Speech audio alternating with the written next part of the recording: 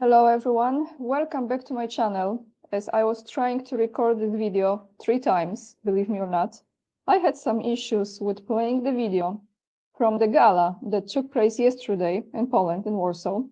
And during this gala, when Poland was celebrating the presidency, taking over the presidency of the European Union, I wanted to share with you a slight part of the music that was being played there. But I will not give up. I will try again to show you a bit from this gala. And I don't think we will be surprised what we are seeing as far as the lighting, the symbols, and also the music. We're gonna hear some tones that are not from this world, that's for sure. But we should not be surprised as we remember the reopening of Notre Dame Cathedral. The music was really awkward there, as well as how the Olympics, the 33rd Olympics, have been opened last year in July in Paris. So we're still in the same kind of vibe, everyone. And then I have three more topics for you in relation to Poland's taking over that presidency. The behavior of Poland that did not invite Viktor Orban, yes, and what is the response to that move from the Foreign Ministry of Hungary, the Minister of Foreign Affairs of Hungary, Peter Szijjártó, I think I said his name correctly, who is actually my second favorite foreign minister right after the one and only Sergei Lavrov. So those two, high regards in my eyes and in my opinion. And some statements from Polish foreign ministry as well as one article about Sweden, because what is happening there? Sweden embarks on a sober search for more cemetery space in case of war. If I mispronounce the cemetery, that's the place where you have the graves of those people who are no longer with us. And that's what they are planning. They are planning on more room for dead bodies if they make it to that cemetery, because this is one of the most profitable businesses in the world. And those bodies often they don't even make it back home. And I'm not being sarcastic, I'm just trying to speak about those very heavy topics in a way that I don't get completely depressed. So let's start with this video. But before I do, actually, I want to remind you about the live stream that I had yesterday with Alex Krainer. It was a really good live stream. I hope you will enjoy it as well. We were mainly focusing on the topic of money. That was about if you should keep cash now or not, and if so, in what currencies. It was also about crypto, precious metals, and other things of that nature. And at the end of the day, what really matters right now. So check it out. I'm sure you will enjoy it. And I really hope Alex will be back for more conversations on my channel. And also to those of you that would like to support my work, I don't talk about this much in the beginnings of the video, I'm aware of it. However, many content creators have the Patreon accounts, and that's the way how they keep on going, because that supports their work. So do I. So I would really appreciate those of you who can and are willing to support me on Patreon or on my locals as well. You can also check out my book that I collaborated on with Scott Ritter, or just make a simple PayPal donation if you choose to. And you can also become the member of my channel. That is down below this video. My Instagram as well, it's AniaK_44. And now let's jump to the video. So I really hope this time the sound will be good. We will start before the creepy music. We will start with few words from Antonio Costa, who is the president of the European Council and who was invited, because he deserves, of course, to be there, not Orban, to that very big gala, awkward gala. So let's see. Well, first, before I completely mute myself, I want to show you the lighting that will continue for a part of this gala. I didn't watch the whole thing because it's not healthy, really. It's not. It was enough for me to go through a few moments to have an idea. This to me not only represents the European Union flag, And I don't know if many of you know what is really behind that, but I think one day I will fully address it, and it will be more in a Sunday video, because I think I kind of have an idea why this looks like this and what is really taking place on our planet that they don't want people to know. This to me is a downroll spiral. That's how it looks like. Vicious cycles right here, vicious cycles, you cannot come out. And here is downwards spiral. So each country has its own. Let's start with what's his name again? Antonio Costa, President of the European Council, had to say. Now let me mute myself and let's play this. And then I will take you a little bit to the music, because boy, oh boy, that music.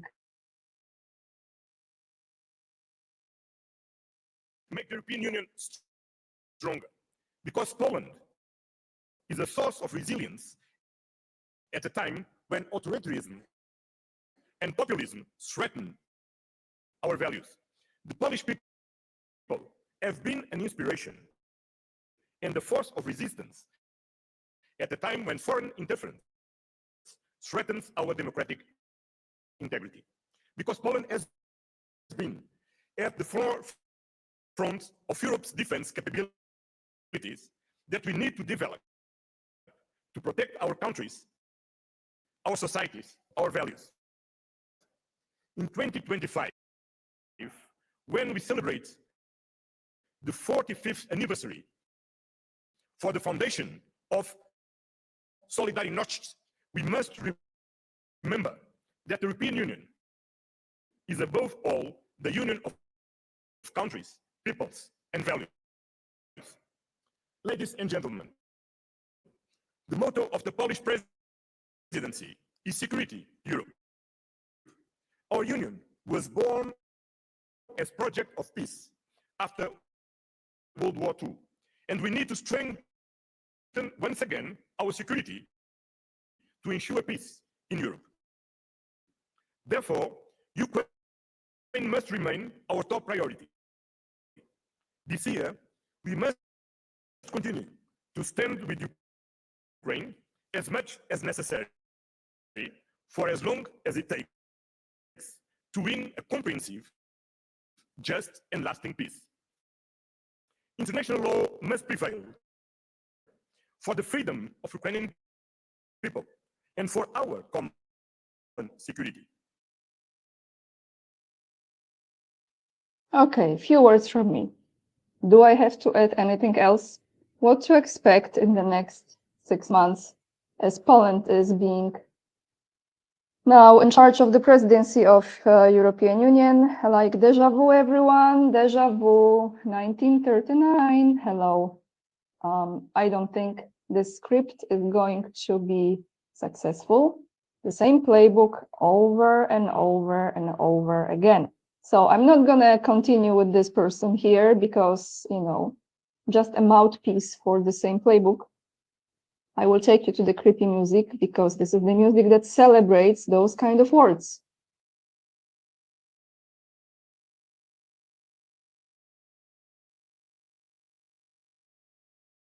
I'd like to thank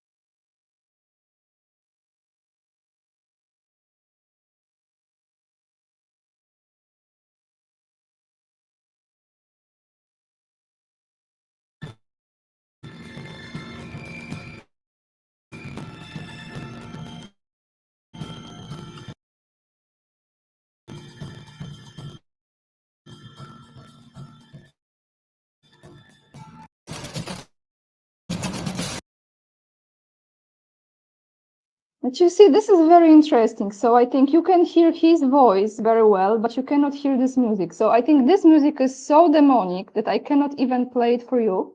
But I will attach the video down below, so you can listen to it if you want to by yourself. Isn't it interesting? This is the 4th time I'm trying to record this video. And yeah, I cannot share this music because every time I hear some very strange, creepy sounds that is actually even more creepy than the music itself. So let's just forget it. It was not healthy. Now, let's go to what Poland has done in regards to inviting people to that gala.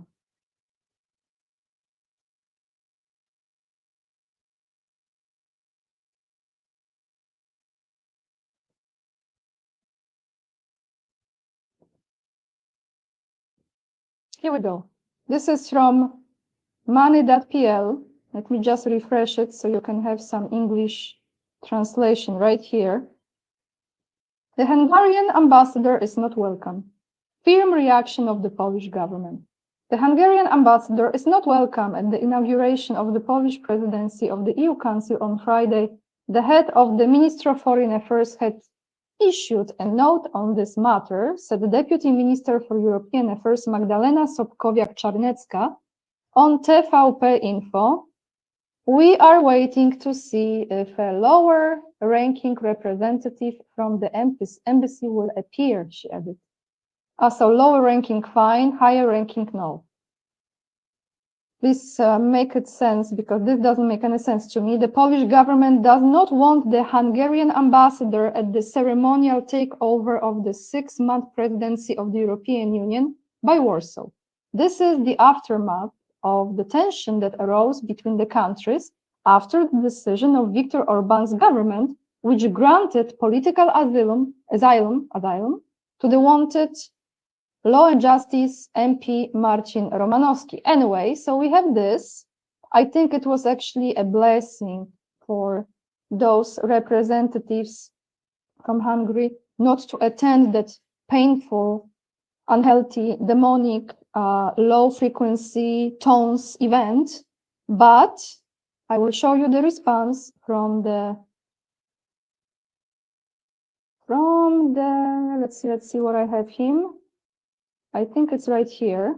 Yes, from Peter Siarto. This is Magyar Nemzet. I think that's the name of the Hungarian, is it newspaper, portal, magazine? Hungary foreign minister. Polish foreign minister's move is pathetic and childish. Thank you very much for saying this, by the way. Hungarian foreign minister Peter Siarto described his Polish counterpart's recent decision as pathetic and childish, according to a statement released by the Foreign Ministry to Hungary state news agency MTI on Friday. So you know the counterpart, Radosław Sikorski.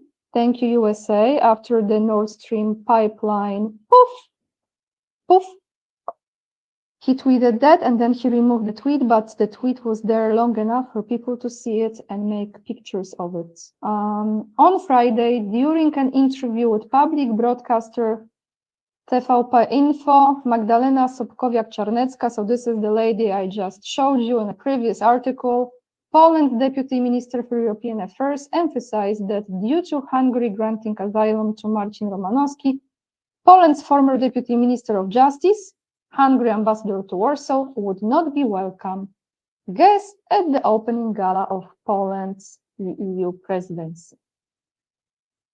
The deputy minister explained that the entire diplomatic corps had been invited to the event. However, Polish Foreign Minister Radosław Sikorski issued a diplomatic note to the Hungarian ambassador in Warsaw, stating that the head of the mission would not be welcome at the theater. Really, this is no class. So we have this, and I have one more statement from someone from Hungary. So let me tell you, what is this? It's right here, because this is a reaction from former Hungarian foreign minister reacts to that. Says Polish presidency of the EU does not bode well for Hungary. And this gentleman right here, Peter Balas, I think it's his name,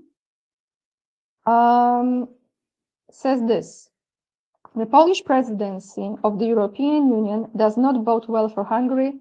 The former foreign minister of this country believes, Peter, I think you say Peter, not Peter, Balas or Balash, commented on the lack of invitation for the Hungarian ambassador and the Hungarian prime minister to the inauguration of the Polish presidency. And he says, it probably has something to do with a certain right to asylum, the fact that the government has given shelter to a former Polish deputy minister suspected of corruption is an extremely unfriendly step, unprecedented in Polish-Hungarian relations, the politician said. However, in Balzas or Balazs' opinion, the Romanowski case was only the straw that broke the camel's back. According to the former minister, the main reason for the deterioration of relations between Warsaw and Budapest is Hungary's attitude towards the Russian aggression against Ukraine. So, you know, we have the saying in Poland for a long time. We say, I say this in Polish, Polak, Węgier, dwa bratanki, I do szabli, I do szklanki, which, if I paraphrase this in translation, means Pole and Hungarian, like two brothers, to the glass, meaning to drink, and to the sword, which means to fight. So that was this kind of energy that was, for many, many generations, actually, for a long time between Polish people and Hungarian people, and I've been to Hungary myself. I think it's an incredible country. I love the energy, I love the people, I love the architecture, I love the food, and it's very unfortunate that the Slavic nations, we are being more and more divided. Yes, what can I tell you, everyone? The same script all over again. Now, let's go to this very, very creepy, another creepy thing. The article about Sweden. What the heck is going on in Sweden? So let's read this. Sweden. This will be from Hindustan Times. I hardly ever go here. But it says, Sweden embarks on a sober search for more cemetery space in case of war. What do we have here? All the symbols, flying planes, etc. Burial Association, if I mispronounce burial, in Sweden, are looking to acquire enough land for something they hope they will never have to buy. Bury thousands of people in the event of war. This is future thinking, isn't it? I mean, this puppy here is actually the best thing on this entire page, but playing with a baby, but let's read this. The search follows a recommendation from the Church of Sweden's National Secretariat, which reflects crisis preparedness guidelines from the Swedish Civil Contingencies Agency and the Swedish Armed Forces. The preparedness guidelines have been put in a new light by Sweden's decision to join NATO and tensions with Russia in the Baltic Sea region. According to the Church of Sweden provisions, supported by legal paragraphs in Sweden Burial Act, burial associations are responsible for ensuring the availability of enough land to bury roughly 5% of the population within a parish if needed. The Gothenburg Burial Association, which operates in Sweden's second largest city, by the way, I used to live there for a while in Sweden, in Göteborg, is currently trying to navigate the challenge of acquiring at least 10 acres of land to ensure it can handle urgent casket burials for some 30,000 dead in case of war. Jesus, I mean, guys, can we just for a moment stop and like, it's like right in our faces. If people don't see it, what they are planning to do, I think this is so obvious for people to wake up. Couldn't this be more obvious, articles like this? This is in addition to another 15 acres of land needed for building graveyards for regular use in Göteborg. They mean that we need more land for burial grounds, and this is a phenomenon in the big cities and a problem in the big cities where land resources are scarce to begin with and not always sufficient to meet burial ground needs, even in the times of calm and peace, said Katarina Evanset, senior advisor at the Göteborg Burial Association. Together with the local municipality, which has a monopoly in making decisions about land use in Göteborg, the Burial Association has identified a vast area, blah, they already found it, appropriate for building a large-scale cemetery for the intended purpose. Like they already know how many people will need this. But a lengthy approval and building process means it could take approximately 10 years to complete, posing further challenges in uncertain times. So that's why no point, let's just sell those bodies, you know, the organs and stuff, because that's like, come on, at least they're gonna utilize it, right? But a lengthy approval and building process means it could take 10 years. I read this already. Meanwhile, the Swedish Civil Contingencies Agency continues to stress the importance of crisis preparedness and highlight the efforts of the Church of Sweden. So let's see if anything else. Let's see.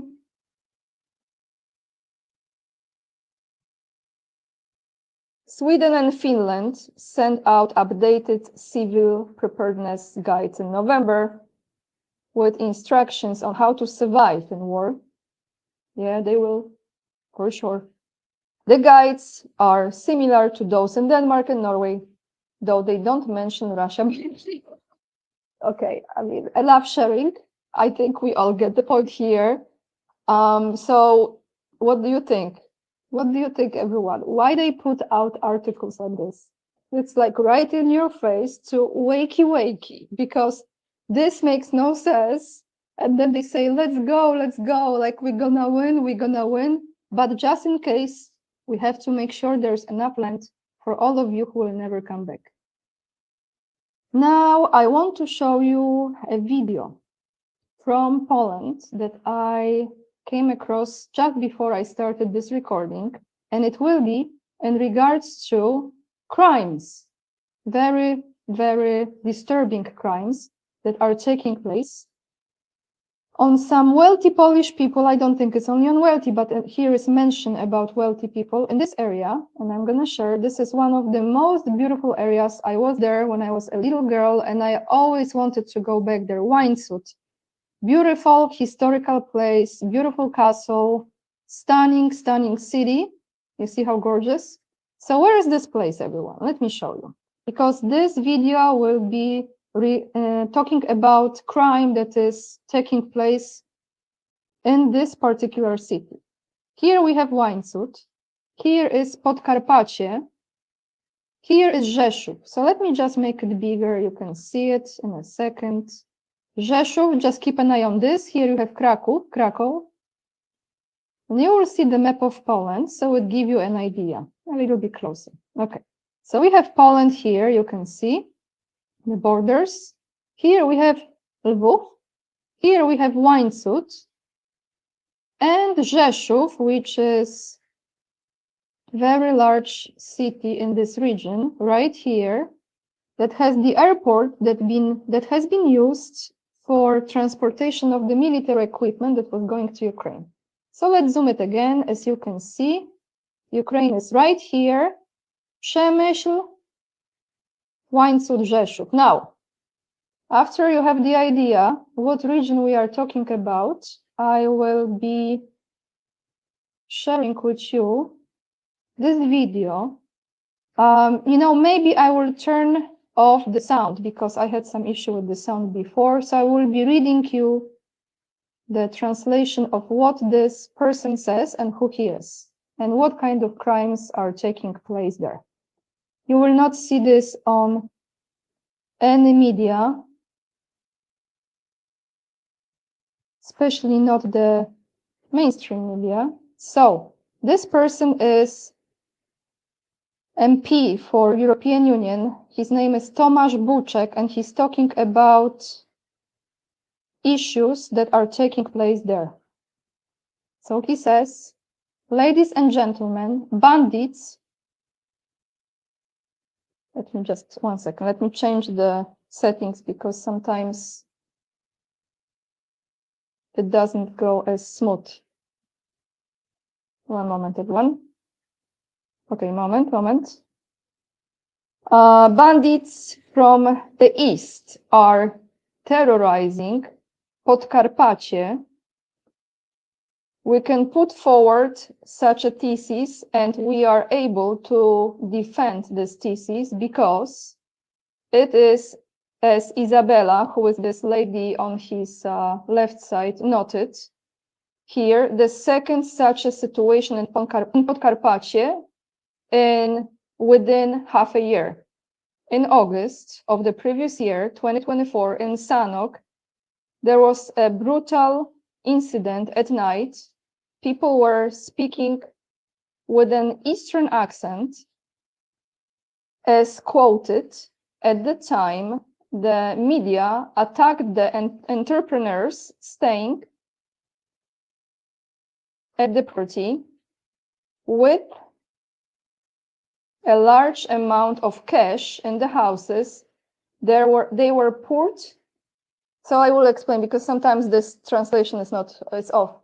So the people with money, some successful business people in that region, have been attacked by some terrorists, gangsters who had an accent, and those people were, how do you say this in English? They had a hot water, and they were pouring that hot water, boiling water on them. They were also handcuffed, tied up. That was in August. Similar situation took place in December last year, so just last December, in Łańcut. So the same situation in Łańcut, the city I just showed you. Similar methods, so probably the same people, right? Were used against a Polish entrepreneur who also had a large amount of cash in his property. He and his son were handcuffed in a row, and here the entrepreneur told the media that he recognized the Ukrainian language, so we suspect that these situations are related to the government's policy with the policy of the current government and the previous government of law and justice, opening up to migration from the east, also from Eurasian direction, as he's part of the Confederation. And again, I just want to emphasize, none of the parties I fully support, so I just want to bring you this particular situation to your attention. So Confederation opposed such a policy. We will send an appropriate letter to Voivod here, and we will expect explanations and reactions from the government. So I just wanted to show you a little bit of this. You can watch this whole video. It will be attached down below in the description box. In a nutshell, okay, we have gangs, and it's not just in that region, it's everywhere, but it looks like the same modus operandi. That's how they terrorize those people, and that's how they are stealing the money and probably, making sure that they will focus on the right people who are successful and find the access to their properties. And you will not really hear about this much, only on social media, because people share this kind of topics. This is not going to be shown on mainstream media, because this is not good for the policies if you want to implement certain policies for certain people, and you don't want to deport those people. That's all I have for you for today, everyone. I'm sorry if my translation in the last video was a little off, but I tried my best. If you want to watch the entire video, you can turn on the English translation, but sometimes the AI doesn't translate this exactly. So with this being said, I appreciate if you subscribe to my channel, hit the like, leave the comment down below, share the video, and let me know what you think. I almost forgot. One comment of the day from my latest live stream will be, this is from yesterday, the live stream with Alex Krainer. And the comment here is from mission right here, from mission. I don't think you read the numbers. So I had a co-worker from Bosnia who fought in the war there. He was a brilliant artist, but he was haunted by his wartime experience. Alex carries a similar vibe. Listen to this man. Yugoslavia was really the first sacrifice performed by unipolarity. We didn't know in the 90s what savagery, I don't know how you say this word, savage, right, would follow in Afghanistan, Iraq, Syria, Libya, the Sahel states, Donbass, etc. I give you like, thank you so much for your comment. And like I said, before we ended our live stream yesterday, in my next conversation, when Alex come back, and I hope he will, I want to talk about what took place in Yugoslavia, how NATO was reacting there, how the West destroyed the country. And Alex will definitely give us more insights since he is from, I think he's from Croatia origin. Anyway, thank you so much for watching my video. Lots of love. And remember, we are the leading edge and we are saving humanity. Bye, everyone.